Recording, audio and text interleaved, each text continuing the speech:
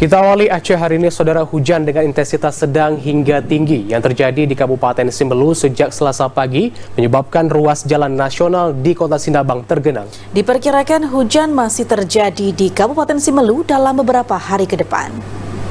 Sejumlah ruas jalan nasional di Kota Sinabang tergenang air akibat intensitas hujan sedang hingga lebat yang terjadi di Kabupaten Simelu sejak Selasa pagi.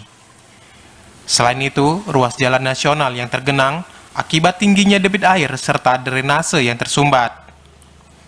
Dari pantauan, sebanyak 2 ruas jalan nasional di Desa Air Dingin dan Desa Ameria Bahagia, Kecamatan Simelu tergenang dari 10 hingga 30 cm.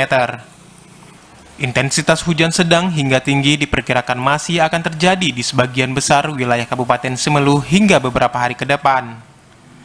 Sejumlah pengendara yang melintas di ruas jalan nasional yang tergenang memilih untuk tetap melintas.